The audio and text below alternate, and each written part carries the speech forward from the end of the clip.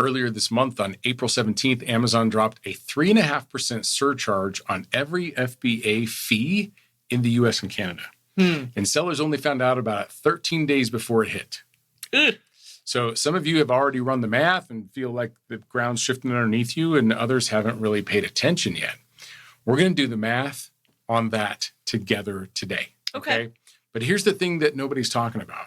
The moment that you run the new numbers, you start wondering, maybe you picked the wrong thing. Maybe I should be doing cosmetics. Maybe I should be doing A-to-A flips. Maybe I should be doing wholesale. Maybe this wouldn't be such a big deal for me if I was doing something else. Anything else? It's grass is always greener syndrome, right? We've watched a lot of sellers chase that trap down a rabbit hole. Yes. This episode is in 2 parts, the math and the mindset. You ready to go? I'm ready.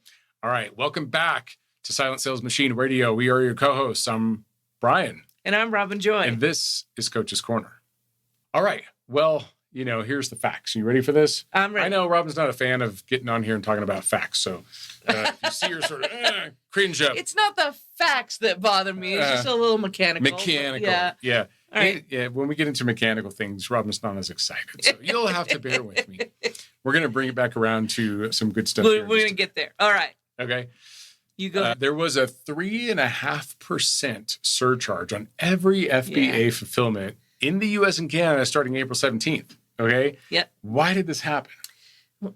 Because everything goes up. Because the whole industry went up. Well, there was one main driver for this. Transportation. International upheaval. The war that's going on in Iran. And the closing of the Strait of Hormuz. Which affected transportation. Okay. Not as much oil is getting through. And it's like, all right, I'm catching up. Yeah. Go ahead. So Amazon's, I feel it at the pump too, right? Everyone's feeling it at the pump. It's almost $5 a gallon for gas the other day. I never pay attention to the price. I know. It's not like we're going to not put in the gas that we need. It's not something that I need to worry my mind over. It is what it is, and it gets what it gets. It's like the cost of a gallon of milk. Does it really matter? You're still going to buy it, right? Yeah. Right. But the point is still that everything went up. Yeah. Amazon, everything went up. Amazon went up, and it showed up in a fee. So we had gone through the last 4 years with a ton of inflation. Yeah. And that sort of cooled for about 12 to 18 months. And now it's back, at least in the transportation costs. So, which then does end up affecting everything, the food and everything the transportation handles, your Amazon, even the Amazon shoppers are going to feel it, right? Right. So, but this is on the calculated fulfillment fee, the FBA fee. Okay. This is what Amazon charges you to send the unit to the customer. Right. Okay. And to do the customer service. Right. Yeah. So it's not the sale price, the wholesale price. So this is typically coming out to between 15 cents and 35 cents per unit on a standard size item. Of increase. But on average. On average, yeah. I did the math on a $6 FBA fee one is 21 cents, right? 21 cents. Okay. It's not insurmountable, but guess where that 21 cents comes from? From the seller's bottom line. Well, yes, it does. But not if the seller makes up for it. Yes. I have the opportunity. It doesn't just come out of my pocket without me having any control. Oh, absolutely. Yeah. And what we're going to talk about, the next step is going to be how can we exert some control over this, right? Right. Everybody's stuff is going up because of this. In fact, I read that Amazon the FBA fee was the least affected of all other shipping charges. Oh, really? Yeah. There are huge charges in FedEx and UPS that increased. And so this FBA fee, we're not surprised that it went up. Yeah, but not at all. And it didn't go up as much as it could have. So, there's balance there. All things considered, what I'm paying, the difference I'm paying for a gallon of gas is way more than 3.5%. Yeah. Right? Right. Because they had an increase, you have an increase. And as the seller, because we have an increase, the customers will pass that through in some form. So that's exactly where it goes. So if you see it's going to impact your bottom line, then you need to impact your top line, right? Right. But just to put this at scale, if you're doing 10,000 units a month, That's between $1,500 and $3,500 a month in new monthly cost from that single line item. Okay. So it's if not you're doing nothing. 10,000 units, that's a pretty decent sized business. Okay. Yeah. All 10,000. Right. Yeah. I don't know anyone who's doing 10,000 units. I mean, yeah, maybe I do know one person. Yeah, at least one or two, but it's not your normal size business of what we work with. Exactly. Yeah. Yeah. But this stacks on top of the increases that happened on January 15th, we experienced as well. Now, if you do multi-channel fulfillment or buy with Prime as options for your inventory or your other websites, then that gets delayed until May 2nd. So you have a little bit of a reprieve there, but this isn't a tweak. Okay. Yeah. It really is. It feels like a tax on every unit that you ship, and it doesn't really care about your margin. Amazon doesn't care about your margin. No. They never have. No, it's not for them to care about. It's your business. You have to care about that. Yeah. Right. I want to say something to the seller who just heard those numbers and felt their stomach drop. Okay. That's okay. You're not behind. It's not like you weren't informed. You're not failing. These rules changed under you. You're allowed to feel that for a minute. It's okay, right? Yeah, you're always telling me, like... You're allowed to feel what you feel. Your feelings are valid, right? Yeah. Yes, your feelings are valid. Yep. And I was telling you, my feelings are it's also really, valid. Really about your feelings, yes, because I don't have any. Okay, but here's what I notice every time Amazon does something like this. There are sellers who are going to panic. Yep. There's a certain section of sellers who always panic when anything changes at all. Yep.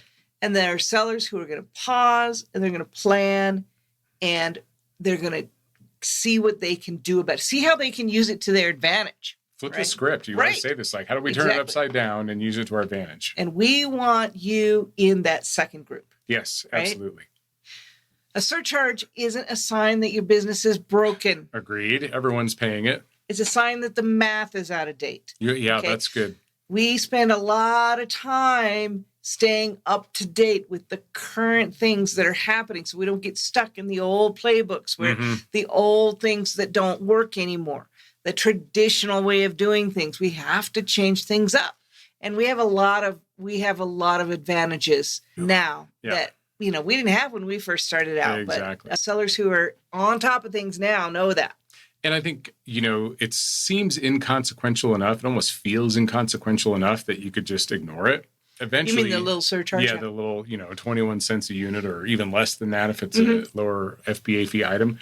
But eventually, if you do that long enough, you're going to come to us and say, how come I'm only making 10%? How come I'm only making 5%? Right? So you got to keep up with these things. Otherwise, it's going to catch up with you. And that's exactly why we're going to spend the next few minutes on one specific lever that gives the most of that surcharge, if not all of it, and a little bit more, back to you. Okay. You ready? I'm ready. I know this is your always ready. Favorite thing.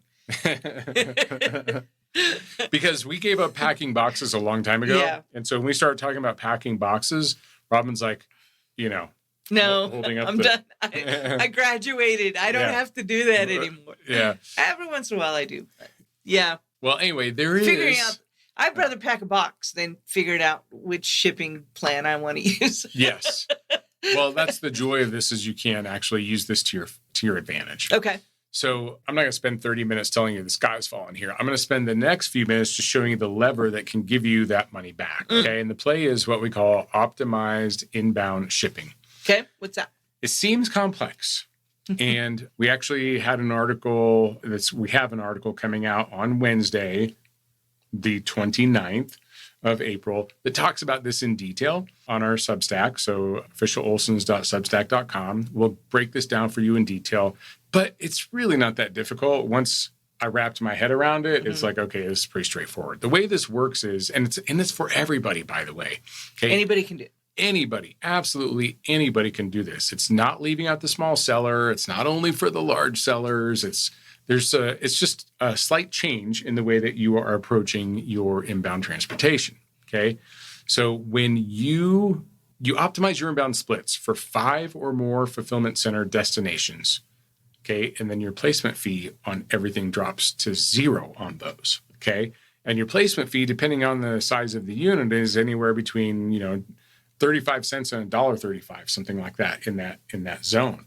Okay. So like I had one coaching client of mine said, oh gosh, I saved over $1 on every single item when I did my optimized inbound this last week. Really? That's huge. I mean, that's several hundred units that he's sending in that go in a week.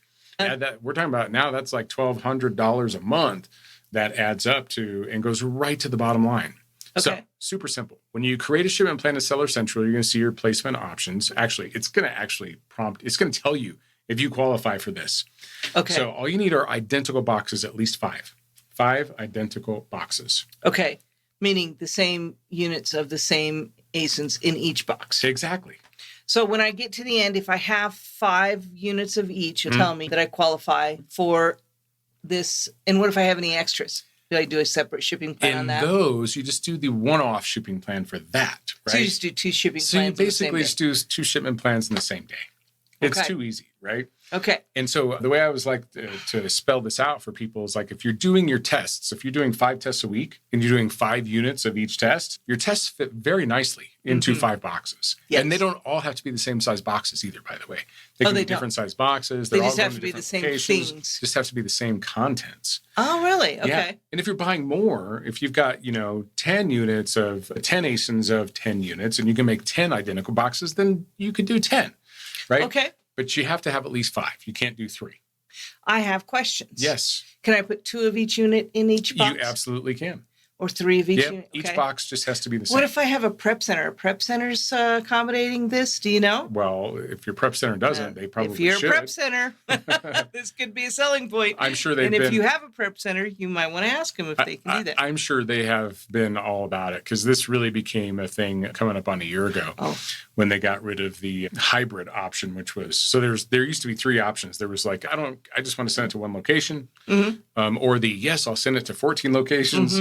And there was something in between that was like a middle ground, but they got rid of that middle ground, and now it's like non-optimized or optimized. Okay. And so do you still have to choose a region that you send? We're getting way too in the weeds on this. Yeah. No, it's going to tell you. That's the whole point of the optimized. So you may have So Amazon you may have tells different you exactly regions. Where to send it. Yeah, and they tell you where to send your other one too. By the way, you could pick.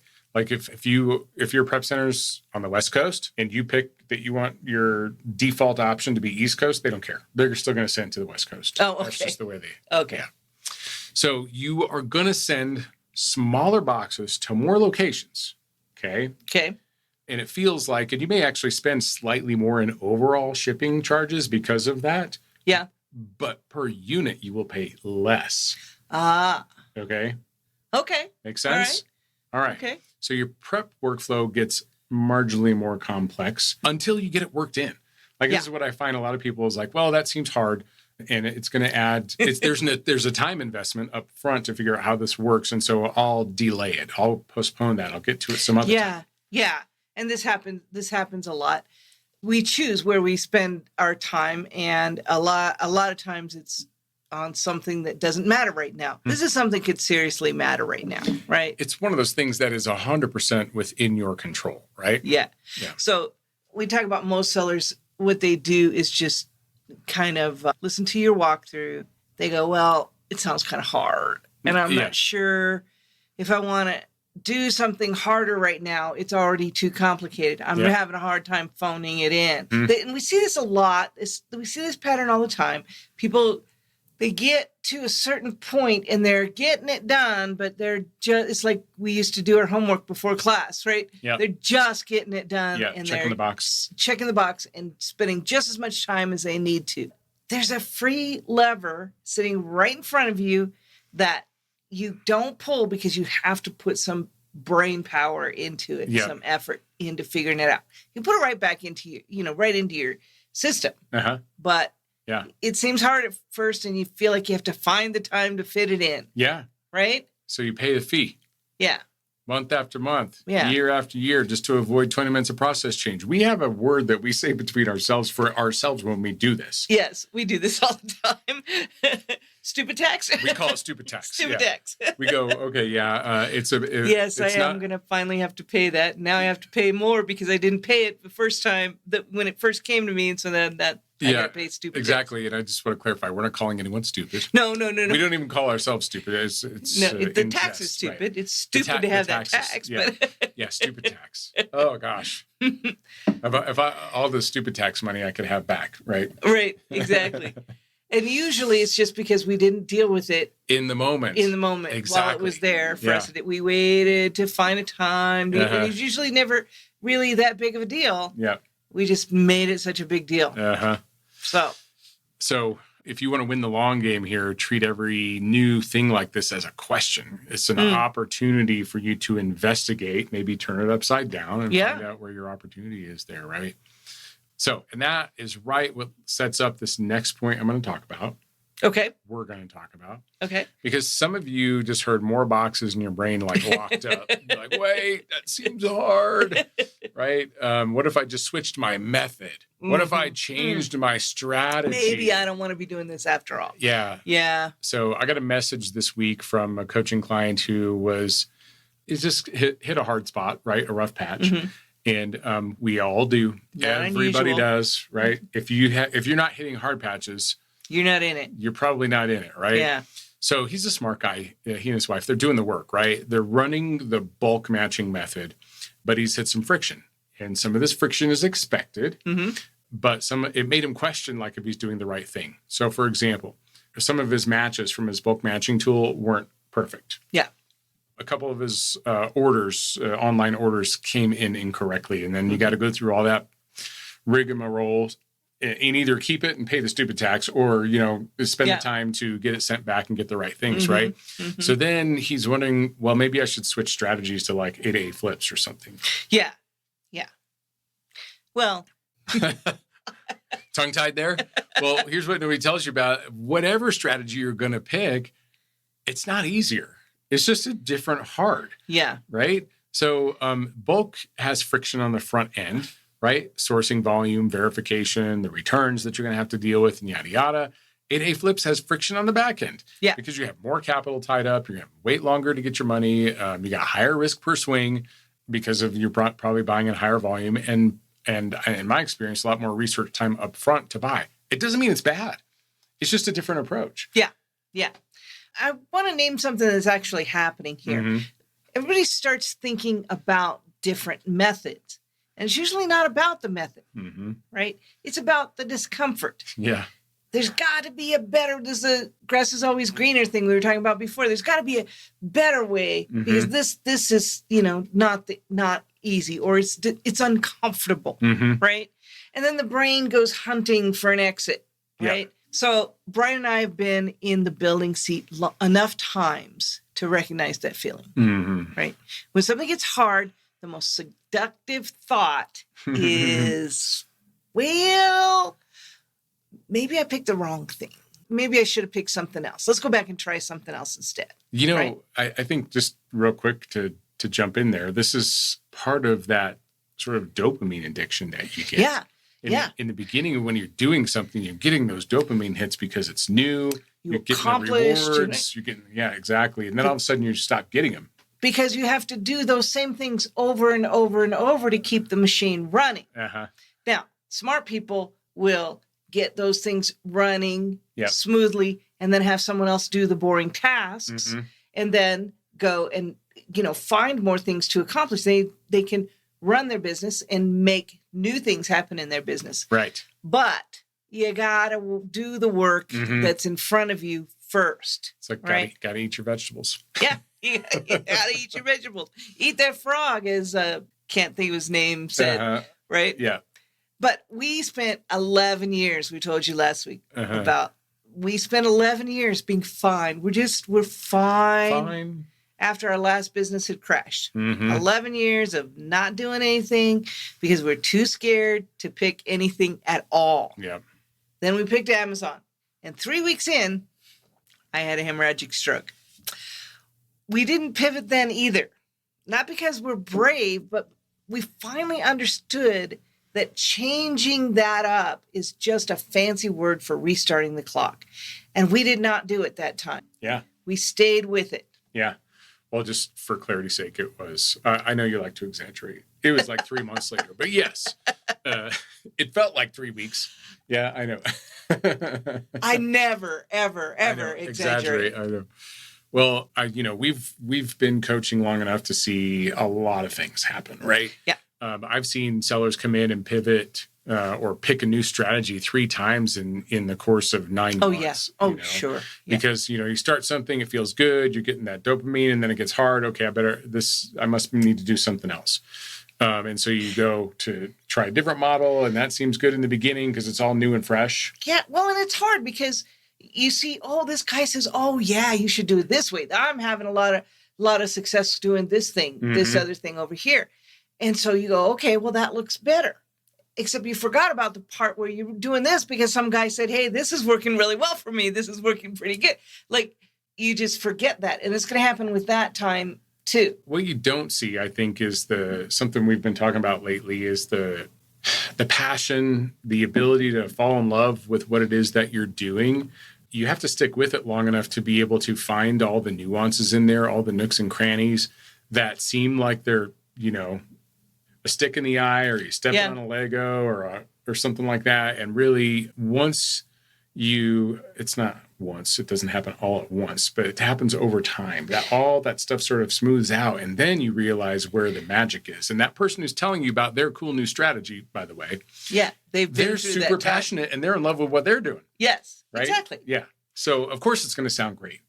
Yes. It's that time and volume. I think you're exactly right. That time and volume that it takes for that to all smooth out and it to be, I always tell people, right now you have 10 or 12 ASINs, you're going to know everything that happens with every single one of them, every moment of its life. Yes. Right? Yeah. And then, so they lost a shipment. It happens. Oh my gosh, I had 20 items in that box and they're gone. Mm-hmm. What? So that's a big deal when you've only got, 30 or 40 replenishing ASINs. Yeah. That's a big deal. Yeah. We want to get you to the point where that's Tuesday. Yeah. Right? You've got so much going on. You're like, all right, yeah, these things happen. That's part of the machine. And I've got methods to handle that. Yeah. That's where we want to try to get you to. Well, if you're doing this every 2-3 months, switching your strategy, okay, you're never going to get to all that point. the momentum that you have gained so far is lost. And now you're, relearning a new system in that same period of time instead of compounding what you've learned in the one that you started with to begin with. Exactly. Right? Exactly. I remember when I first joined this community, the saying was, bolt it down, don't bounce around. Right. Uh-huh. So bolt down the thing that you're working on. Yeah. It doesn't mean that, hey, look, there's not one strategy in this business that's easy. I don't care who's telling you that something's super easy. There isn't one. If it were that frictionless, yeah, the corporate world would have taken over and there wouldn't be any room for us to manage this. Right. But there's room for us to get in there and work in the spaces, in the corners, in the places where the big boys it's not worth their time to go play. Exactly. Yeah. There's a lot of fruit there. Yeah. And there's a lot we can do with it. Yeah. That takes a small business, right? And that's where we live. That's who we are. And you get in there, you learn it, you become, you fall in love with it, you become passionate about it, you talk to other people about it, and then you find something else to go do, right? Yeah. Then you find something to add to it, right? This is the flywheel, right? Yes. This is what generates that cash that you can go find other things to do. In the beginning, you take that money out of your pocket. You want to get this thing throwing off cash so that you can do other things, maybe higher risk. I'm telling you, replens is I'll say it again, I've said it before, the lowest risk. Yes. The lowest investment required, the lowest education required, and the highest chance for success faster than anything we've ever seen. And we've seen a lot. Right. So what I told this coaching client was like, look, the folks who we've seen be the most successful in this business are the ones who persevered. Yeah. When you find a way through these hard parts, that's going to be your breakthrough moment. Not that you found a new strategy. That's not your breakthrough moment. Right. Right. That you broke through on what it is you're working on, regardless of what it is. It doesn't matter what it is. Yeah. Well, that's why we put these two stories together, right? The surcharge is going to make sellers say this method is broken. Forget it. We see it all the time. Many people will just take their exit because one more thing changed and that was the end. Yep. Many people, however, will know that it's not broken. The math just changed. Yep. That's all. That's what we said before. Adapt the math and don't blow up the method. Right. It is not that kind of a change. Every method has a tax. The question isn't which method has no tax. The question is which tax you'd rather pay. Yeah. Right? Yeah, exactly. Yeah. And how does it fit for you? And for most people, this is the greatest place to start. Right? We're still passionate about it. Yeah. 7 years in. And the greatest thing that I've found about it is that I can do so many other things because this little business is just throwing off a little cash that I can use to do several other things that are, really can really be passionate about. And, I'm really glad that we built that first. Look at your knowledge repository when you stick with it long enough. If you have a ton of knowledge, that is worth that's what you're... And you can use it in so many ways. You can. Yeah. All the business principles that you learn, all the little tips and tricks that you learn along the way, all this stuff is going to be leveraged for you at some point in the future if you want it to be. Yeah. Yeah. All right. Well, we know that we don't have to change methods just because a little surcharge came in. That's going to happen. Yep. Do you have a quote for us today, Ben? I do have a quote for us today. Hopefully this wraps up really well. This quote is from Jerzy Gregorek. He's a weightlifting coach and a poet. And a weightlifting coach and a poet. Right? Yeah. There's a combination. Yeah. It's a little bit paraphrased, but it says, if you make the hard choices, you can have an easy life. The easy choices will create a hard life. Yeah. There's something to that. There's something to that. If we want everything to be easy, it can be. And that's not wrong. Right. But it's not, you can't have what you want if you don't build it. Exactly. You can have whatever you want. You can have whatever you want. If you're willing to build it. If you're willing to build it. So the surcharge could be seen as a hard choice. Optimizing your splits could be seen as a hard choice. Staying in your method when it gets uncomfortable. That could be seen as a hard choice. Yeah. Yeah. But every one of those hard choices makes the next year of your business that much easier. Yeah. And more confident. Yeah. So I actually did kind of say to the coaching client, it was a little bit of tough love because I don't usually say this right to people, but I was like, pick your heart. Yeah. There's no option that's not hard here. Right. Yeah. Well, everybody knows they'd rather coach with you than me because I go right you just at tell them. You just go right at it. Yeah. I mean, there's no fooling around when you're coaching with me. You're either in it or you're not. Yep. And sometimes we need to make sure that you feel comfortable and confident. And sometimes we need to face the music. And that's what coaches are for, in my opinion. Yeah. And you'll know when it's time to do that.